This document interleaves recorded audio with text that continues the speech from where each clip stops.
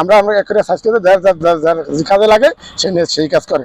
পেশিন লাগে, খাতা বই, এবার আমার ওই ফাইলের মধ্যে এর মধ্যে দিতে আছে। কাঁচামালকে ঢাকার টানা আনা হয়, এবার এলাকাবাসীদের যে ময়লা মধ্যে ডাস্টবিনের মধ্যে হালাই ধরে বাঁচতে পারছে না। আমরা এটা দিয়ে আমার ময়লাটা দূর করতে সেভ করতে দেশের দেশের আবর্জনা তো আমরা বাইরে এক করতে আছি, কেন তাহলে তো এক জায়গায় হালাই দিলে আবর্জনা হয়তো এক করতে আমরা এটা ভাঙ্গি আমি সিঙ্গিরে আমরা এটা দিতে আছে। ফুট করে একটা জিনিস ব্যবসা দিলে সেখানে লস খেতে পারে। যে করে দেখা যায় এটা বুঝলে দেখলে এটা করলো বুঝলে মোটামুটি মানে ৳50,00,000 হইলেই মোটামুটি করতে পারে। ৳50,00,000 হইলে মোটামুটি করতে পারে।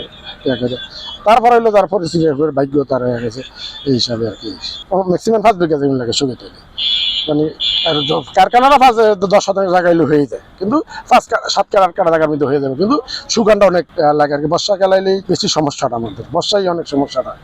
আচ্ছা যা আছে এবারে দাদা, শীতকাল আইলে রোদ হইলে আমাদের লেগে ভালো, বৃষ্টি হয় আমাদের লেগে ভালো না, বৃষ্টি হলে আমাদের লেগে একটু হয়। আমাদের এটা মোটামুটি ভালো চাহিদা আছে, এটার অন্তত 200-200 রুপে কারখানা আছে এগুলো। এই ঈদে জামা জুতো অ্যাক্সেসরিজের ডিসকাউন্ট।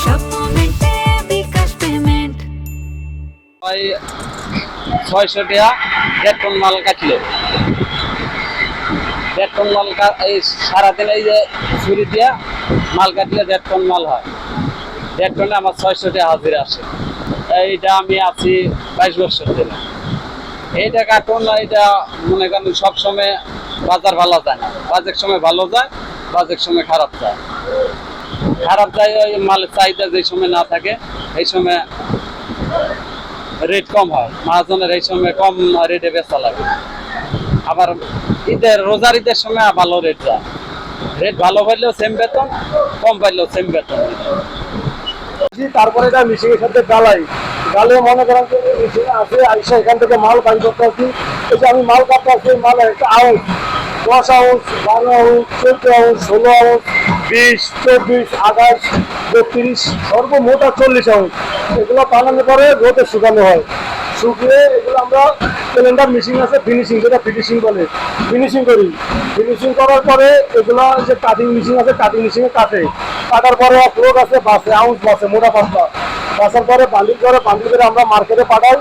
ওইখান থেকে মনে করেন এটা বিশেষত মিষ্টির বাক্স, জোতার বাক্স, তারপর লুডুর কোট, তারপরে মনে করেন হাত বোট, কোরআন শিখের উপরে মোটা কাগজটা, তারপরে যে বিয়ে পরে সেটা, যে পায়ের জুতা, মাথার মুটু, আর যে বিয়ের কাঠ ছাপানো হয় এগুলো তৈরি করে। এই কাঠ দিয়ে, ওই কাগজ দিয়ে এগুলো রোদে শুকাইতে মানে অনেক কষ্ট পরিশ্রম করে তারপরে শুকাইতে হয়। ওগুলোতে বিশেষ করে বেশিরভাগই হয় জুতার বাক্স আর মিষ্টির বাক্স আর বিয়ের কাঠ। এটা মেশিনে তৈরি করে রোদ্রে মাঠে নিয়ে এসে গাড়ি দিয়া পরে ফালাইয়া মেলি, রৌদ্র হইলে শুকায়, আর বৃষ্টি হইলে এটা তুললে আলাইতে হয়, বিজ্জা গইলে যা ক্ষতি হয় আর আঙ্গর কষ্ট হয়। তারপর একটু দিনে হাজ করলে বৃষ্টি আউনের আগে এটা চালু করে তুললে আলাইতে হয়, অনেক কষ্ট হয় আঙ্গর বৃষ্টি হইলে। এমনি শীতকালে হইলে মালটা বিছাইয়ে দেই মাঠের ভিতরে, শুকাইয়া থাকে, বৃষ্টির কোনো চিন্তা নাই, আমরা ভালো মতনে কাজ করতে পারি। এখান থেকে আঙ্গর মনে করেন যে 500 টাকা হাজিরা থাকে, 10 ঘন্টা কাজ করি আমরা। প্রায় 8 থেকে 10টি এই বোর্ড মিল কারখানা রয়েছে।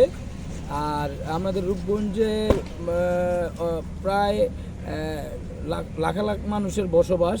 এখানে অনেক কাগজ, ফেলনা কাগজ, এই কাগজগুলো পুড়িয়ে এই নতুন বোর্ড অর্থাৎ নতুন কাগজ তৈরি করা হয়। এটি একটি আমাদের রূপগঞ্জের জন্য একটা শিল্প। এই 8-10টা কারখানা দেখে আরও অনেকে উদ্বুদ্ধ হচ্ছেন যে আরও কারখানা দিবে এবং এই শিল্প ধরে রাখবে।